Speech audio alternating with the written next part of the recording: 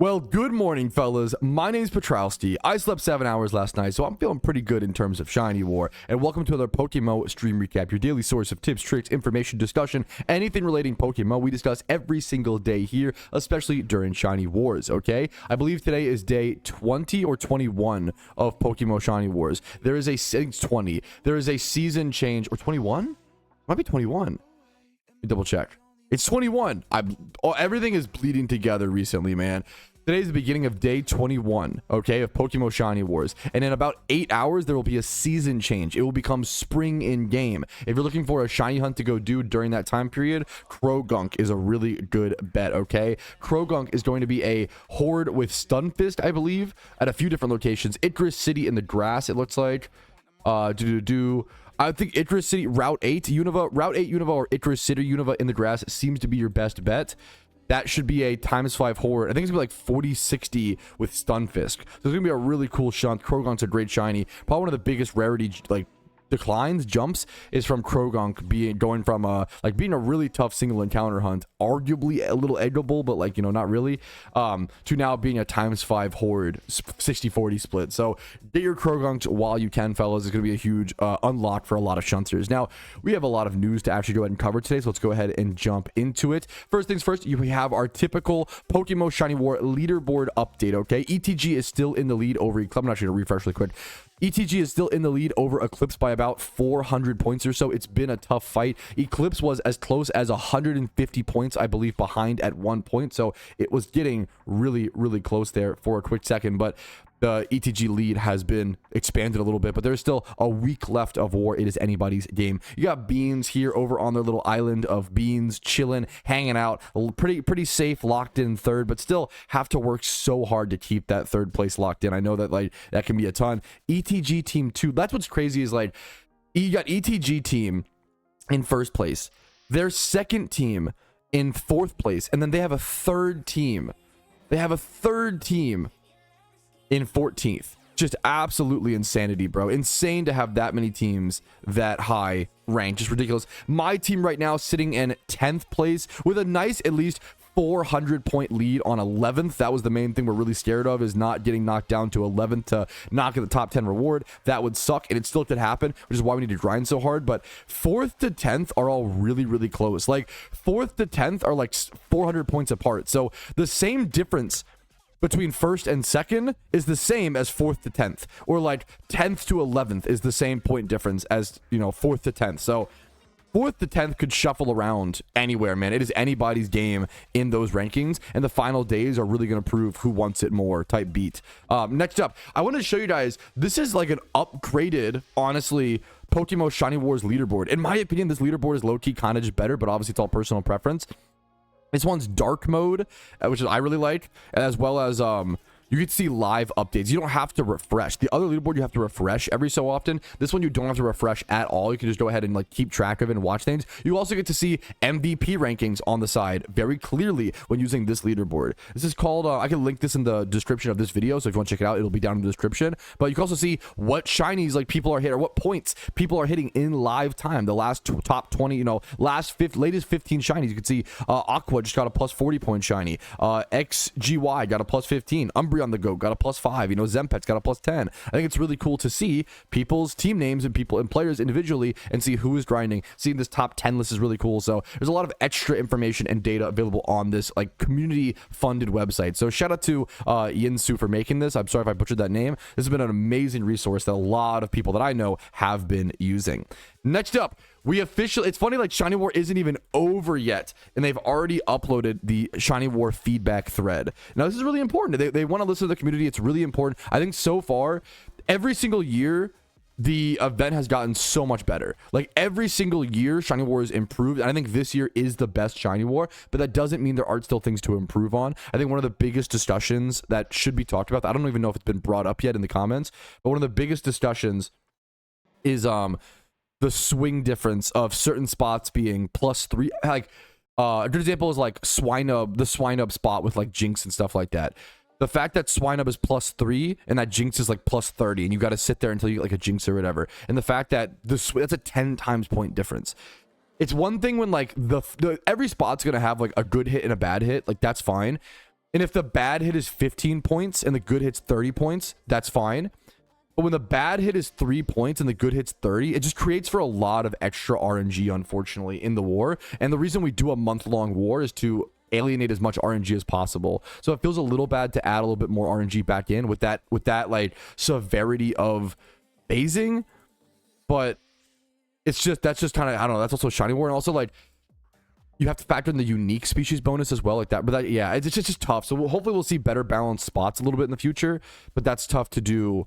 We'll have to see. But I'm glad they're taking feedback already. It's always good to see, man. And that's it. We have a catch event to cover, a rare catch event during Shiny War. This is on the 26th of August at 10 a.m. ET at Route 211 in Sinnoh. You can catch Chimecho for +10, Ponyta for -10, and then Meditite for a neutral, +0 bonus. Nature bonuses, +8 for Modest, +4 for Impish, -4 for Lax, and -8 for Quirky. And you got yourself a shiny Chimecho up for grabs, man. Shiny Chimecho plus 1,000 RP for first place. Second and third and fourth place all get some RP as well. Dude, during Shiny War catch events are a great time for some Iron Men who aren't in Shiny War or maybe doing War a lot more casually to go ahead and try to fucking sneak a free shiny and some RP, man. This is a really good chance for other players who aren't in Shiny War to try to win a catch event, man. There's gonna be less people playing these events for sure.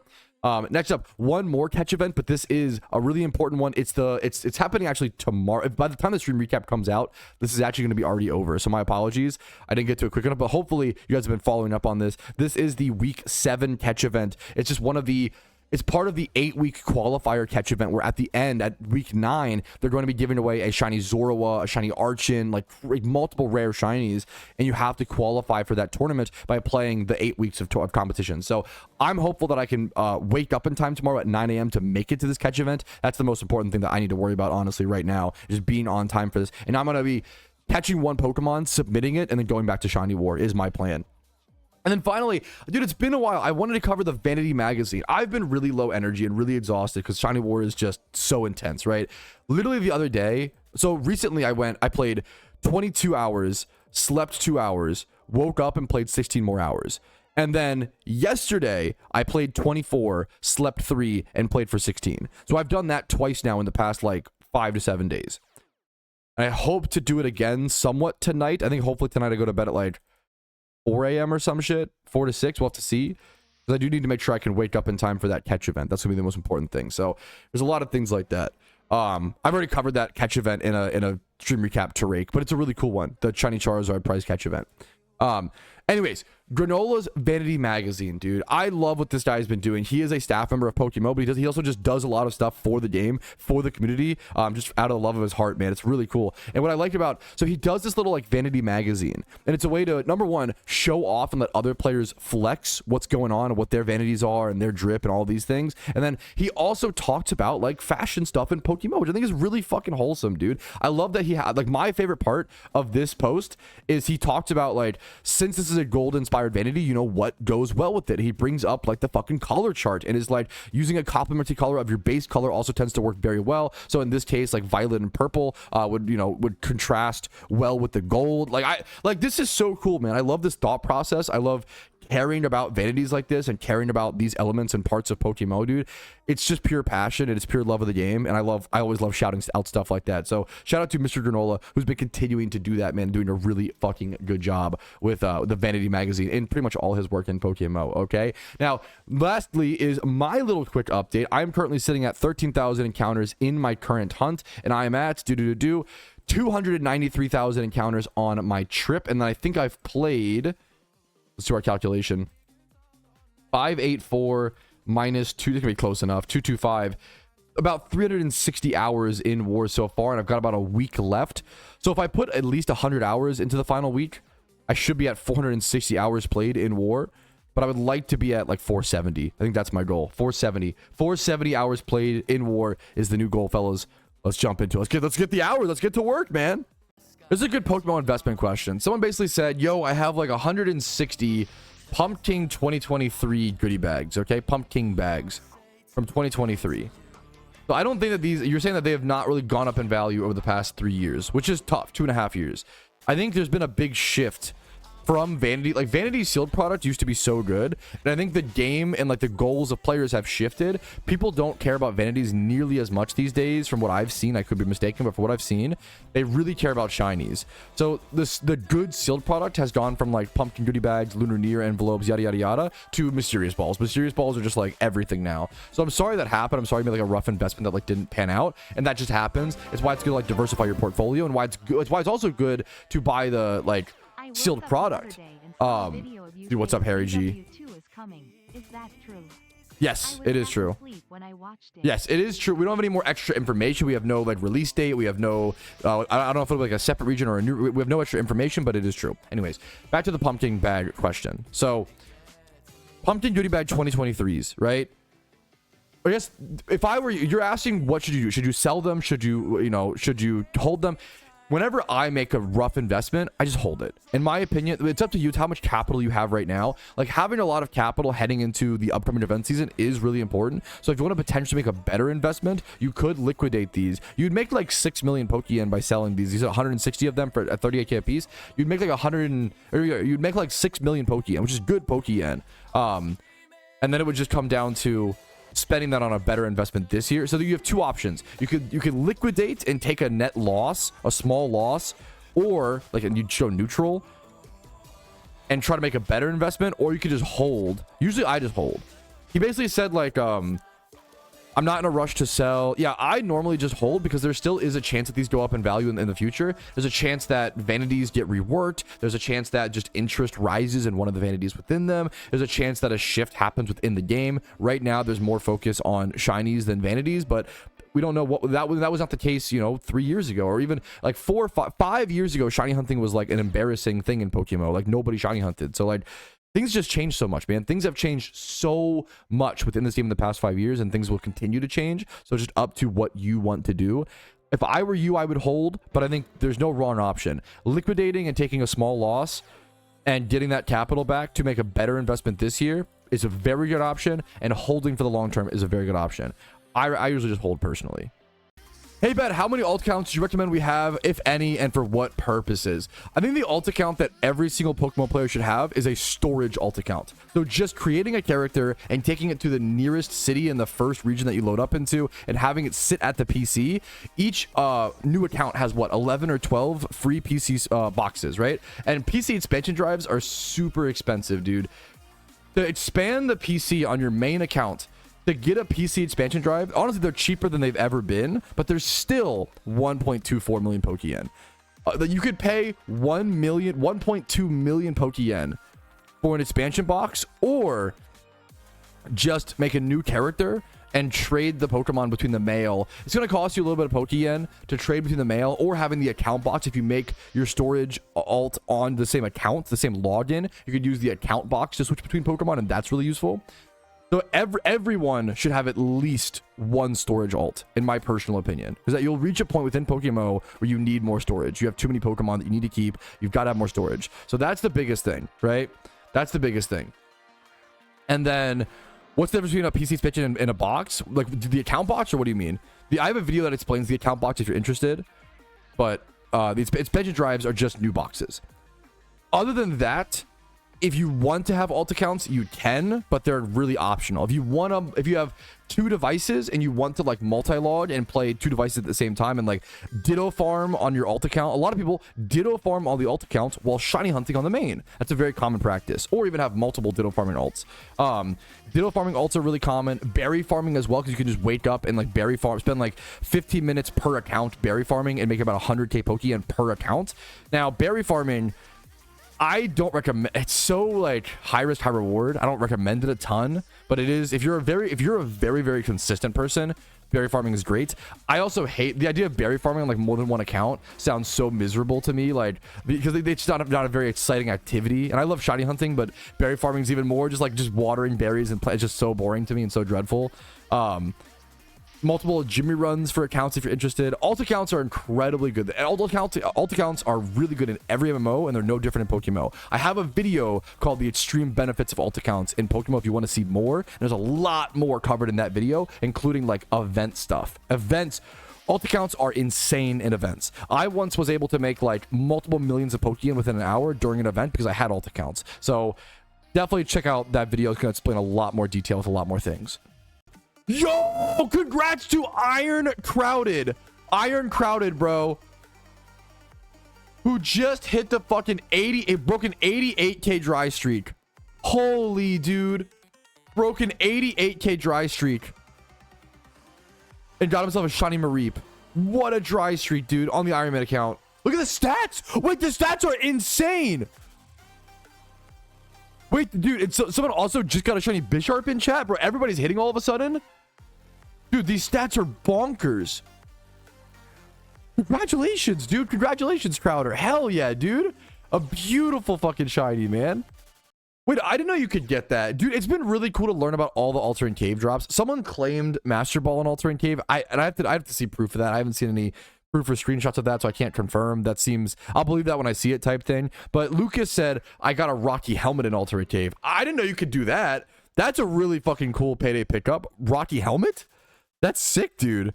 I'm so excited. It's one of the things I'm like most excited to test post Shiny War is Altering Cave payday pickup, dude. It's super interesting. Wait, what? Wait, I haven't seen this. Wait, that's actually insane.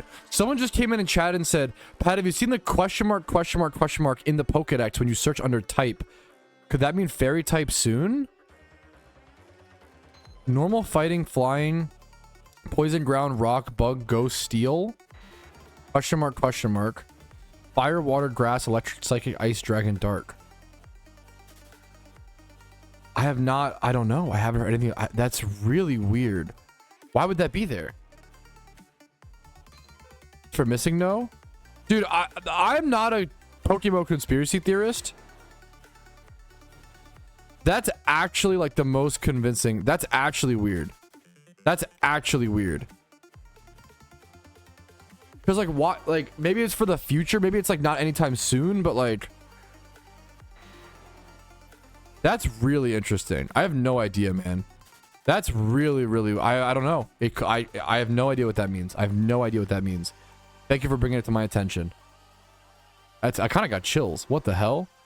Alrighty, fellas, we're gonna attempt a sleep-deprived Movietrouski take. It is time for either your most favorite or least favorite part of the PokeMMO stream recap, where I don't talk about PokeMMO at all, and I talk about movies that I've been watching recently. I think movies are a hobby that I've gotten into over the past 1 year or so. I watch over a movie a day. I think so far in 2026, I've watched, let me go double check. I've watched 265 movies this year, and I have 1,112 movies so far logged on Letterboxd. It's just a fun hobby that I've been super into over the past year or so. And playing PokeMMO, it's a great game you can play while you watch movies. So most of these movies I either watched alongside PokeMMO or I saw them in theaters because me and my wife have the movie theater battle pass, which I severely recommend. It's a super good deal. We watch like 10 movies a month. Well, not during China War, but usually. And it's a really great way to plan some date nights. So if you're in a partnership and you want to maybe look for a new date, not even if you don't think you like movies that much, I recommend trying it out and seeing how it goes. But anyways, let's jump into the movie actual reviews. First things first, we have Rashomon. Rashomon is my first ever curse. My first two takes are actually like so anti-cinephile, it's funny. I just am a dumb guy, dumb stupid brute who likes movies, okay? Rashomon is my first Kurosawa film, okay? If you don't know, if you're not involved in really annoying movie goer spaces, Akira Kurosawa is constantly quoted as the best director of all time, okay? And you know what? He might be. What the fuck do I know, okay? He's known for Seven Samurai, Ran, and Ikaru. I really want to watch Ikaru. I've heard really good things, and Yojimbo and stuff like that. I really want to watch Ikaru. I've heard good things. Rashomon was so disappointing. I was really looking forward to this. I gave it a 4.4 out of 10. It was my first ever Kurosawa film, and I saw it in theaters. I watched it. I was able to watch it in movie theaters. And the first line in my review is that if this released in the modern era, it would be a to-be original. It touches on some super under-talked about themes about the human experience, about humans lying to themselves and building a false reality, but the pacing is fucking awful, and it doesn't really get into like super good depths of that. So there's some good ideas here that are just not well executed on, in my personal opinion, but what the fuck do I know? This does seem to be one of the like lesser enjoyed Kurosawa films, so maybe I'm not totally off base, but I give this a 4.4 out of 10. I was really, really unimpressed. Next up, Ghost Rider. Giving a Kurosawa film a 4.4 and then giving a Ghost Rider a fucking 8 out of 10 and a like. That's the Movietrouski classic, bro. I love Ghost Rider, bro. This movie is bad. Honestly, it's like, it's even worse than I remember. Like, watching this movie as an adult with your full prefrontal cortex being like mostly developed, you're like, what? There's so many goofy odd dialogues and goofy odd moments and cheesy moments, and it's just, but it's early Marvel, dude. I really like Ghost Rider. Ghost Rider is a lot of fun. The villain in this movie is questionable, but this movie is really fun, dude. This movie is super fun. I love Ghost Rider. Check it out. It's a fun, dumb bit, and it's just cool to see Ghost Rider on the big screen on TV. Like, it's a really cool character, really edgy in like a cheesy way, but in my opinion, I like it. The Ghost Rider PS2 game I love, dude. I played that growing up. It's very similar to like God of War, but with Ghost Rider. It was so with motorcycle levels in between. Oh, that game went hard. So Ghost Rider, 8 out of 10 and a like. Next up is Spider-Man Far From Home. This is the second, I believe, Tom Holland Spider-Man, if I recall. This movie is incredibly fine. I gave it a 5.2 out of 10. Even in my review, I wrote very little interest in talking about this movie. I just don't have a whole lot to say. It's just very fine. It's not offensively bad, but it's not interesting. Very, very fine. I'm not gonna talk about it. Spider-Man Far From Home, whatever movie. Spider-Man No Way Home, I gave an 8.8 out of 10. I haven't watched this. I actually watched this a while ago, and I just logged it on my Letterboxd. I realized I didn't have it logged, so a little bit of a space between me watching the movie and me talking about it now. But I just said, very simple review, 8.8 out of 10 and a like. Good stakes, fun, spawned memes. Honestly, this is what I wanted every superhero movie. It has that, I don't want to spoil actually. I really liked No Way Home. I recommend watching it. And then now we get to Brand New Day, which is like the Spider-Man movie in theaters right now. And nobody loves dicking on Marvel movies like me, okay? And nobody loves me being a fucking cringe, dirty hipster and having a different opinion than everybody else, because that's what makes you cool, right, guys? I love that shit, okay? And I am an absolute sheeple when it comes to Brand New Day, because this movie was really fucking good, dude. I gave this movie a 9.9 out of 10. I thought it was really good. I think it's the best Marvel movie since Thunderbolts. I think Thunderbolts was the best Marvel movie since the first Iron Man. I think Thunderbolts and Brand New Day are both really good, similar vibes. Me and my wife watched this on a whim with the Battle Pass. We watched it night one in a packed theater. That was not our plan. We're not like huge Spider-Man, fanatics. We just happened to do that, and it was so fun. I cannot recommend like going to see this in theaters while you can. It is so much good. It's so much good. I said, oh man, it's really good. The second half of this movie is so much stronger than the first half. I do have to qualify. And I wasn't really a fan of the Tom Holland Spider-Mans at first. I think the first two movies are not very good. I think the first two Tom Holland Spider-Mans are just so immature, which is like, it's part of Spider-Man's identity. I get it. But then in 3 and 4, you really see him mature, and you see that depth, and you see like higher stakes and development, and it's so good. I think Spider-Man 3 and 4 are super good, the Tom Holland ones. I think 1 and 2 are pretty bad in my opinion. I think there are still, like, this movie is almost a 10, but there's just like one or two too many Marvel Cork Chungus style of lines that just bring it down 0.1. But the rest of the movie is really good, I think Brand New Day was such a fun experience. Next up is 72 Hours. I give it a 5.3 out of 10. I called it utterly forgettable, but mostly fun. This is a comedy movie with like Kevin Hart and Marcelo Hernandez, Cam Patterson, and then it also has the guy from the ginger guy from I Think You Should Leave, SNL, like the Please Don't Destroy. It's like a very like, it's a streaming movie comedy. That's the best way to put it. I think it's fun. I think it's a fun little movie. I wouldn't like recommend to watch it, but it's like fine. Next up is I Saw the TV Glow. I didn't know a whole lot about this movie heading into it, and this was one of the most creative movies I've seen in 2026. I saw it in theaters for the first. I saw it in theaters. I watched it in theaters. I gave it an 8.8 out of 10. I called it one of the most creative movies you'll ever see, and will probably stand the test of time very well. It's probably very ahead of its time.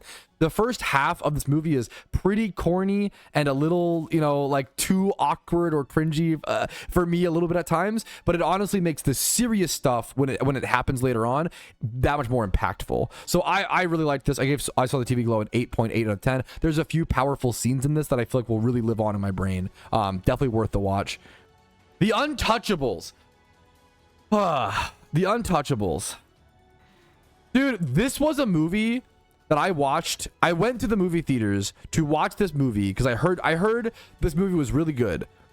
And I went to go watch it during Shiny War. I wasted 3 hours of Shiny War. My biggest mistake and my biggest regret during Shiny War is wasting 3 hours of Shiny War to go watch this movie in theaters. What a fucking mistake.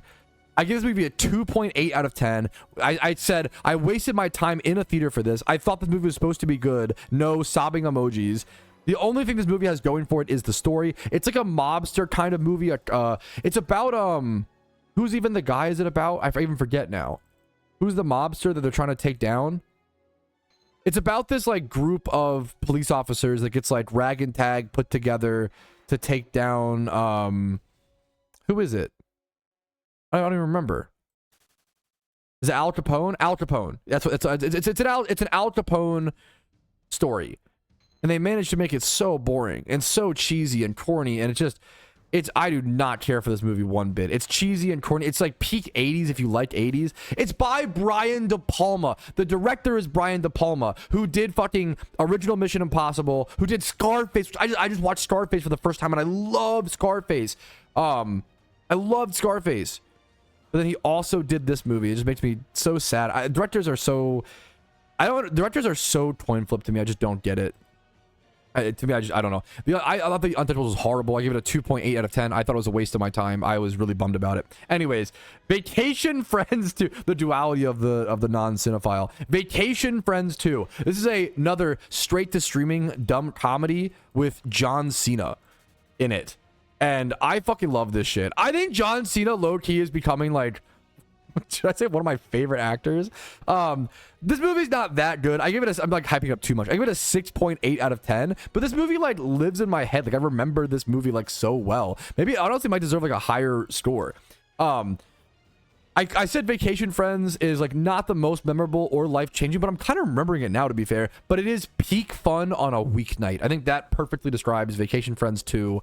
I really enjoyed this movie. Check it out. Next up, Saw 3 and Saw 4. I had seen Saw 3 before and I forgot when to rewatch it. I watched these on stream while shiny hunting for war, which is hilarious. Dude, these were way better than I thought. I think I love Saw 1 and 2. I've always advocated Saw 1 and 2 are like phenomenal films. I think Saw 1 is a masterpiece in horror film. I love Saw 1, okay? But I always felt like after Saw 3 or 4, it kind of fell off. And I don't know if that's the case. Having rewatched these, I was really impressed by Saw 3 and Saw 4. I was shockingly impressed. I think I gave Saw 3 an 8.2 out of 10 and Saw 4 a 7.6. So they're not the same. Like you see an 8 out of 10 for both of them, but it's not the same. They are different they are different 4-star movies, like by a pretty big margin. So keep that in mind. But I think both of them were really, I was really happy. The story of Saw is really, really interesting. I hate all the like gore slop, which is like what I think most people, when they think of Saw, they think of like the contraptions and kind of like the gore elements. That's my least favorite part of the series. I think what's really interesting about Saw is the storyline and the characters and all that stuff in between it all. So I need to keep watching. I haven't seen Saw 5, I don't think. I have seen like Spiral and Jigsaw and some of the later ones, but I'm gonna have to watch Saw 5 and forward pretty soon. But that is your Movietrouski takes. I hope you either agreed, disagreed. Tell me what movies I should watch in the comments. Tell me what movies you agree with or disagree with my takes on. Just do it a little nicely, but like feel free to like, the world would be a really boring place if people didn't disagree with me on stuff like this. So go ahead and disagree with me, have some fun, tell me where I think I'm wrong, yada yada yada. If you love The Untouchables, tell me why I think it's so like a fun movie. But other than that, I will see you guys with the next PokeMMO clip potentially. For now, peace Reno. But alrighty, fellas, this might be my shortest Shiny War stream so far at a measly 5.5 hours, okay? So on one end, I apologize for that, but on the other end, I hope you guys enjoyed. I hope it was still fun regardless of the length. It's been really crazy to stream this much during Shiny Wars and to stream almost every single day. I haven't really taken, I was supposed to take like 2 days a week off, and I haven't done that. But you know what? Maybe shorter streams, like 6-hour streams every day, is the right way to go about that instead of having the super long ones, having days off. We'll have to see. Anyways, thank you guys for watching. I hope you enjoyed. Hope you learned something, had some fun. You had some fun dialogue. Enjoyed watching some Pokemon content while you play Pokemon in the background. That's always the goal. Like the video if you enjoyed it. It helps me out a ton. Just quickly hit the like button on YouTube. It's free. It's super supportive. It's awesome. Dislike if I stunk today, super smelly through your screen. Subscribe for daily Pokemon videos. I do upload every single day. Follow me on Twitch for streams like this whenever possible. Discord's down below, and if you want to go above and beyond and support the content, YouTube memberships, Twitch Primes, Twitch subs, and PayPal and Venmo donations help a ton. I'm going to see you guys later. I'm going to go eat sushi and watch my wife play Fallout New Vegas, so I'm looking forward to tonight. I will see you guys later. Have a great day, but for now, fellas, peace Reno. Yo, what's up? Outro Patrouski here, and I want to take this moment to say thank you to everybody who goes above and beyond, and thank you as the viewer to making it to the end of the video. I hope it was helpful today and maybe even a little bit of fun. Thanks again for watching, and have a good one.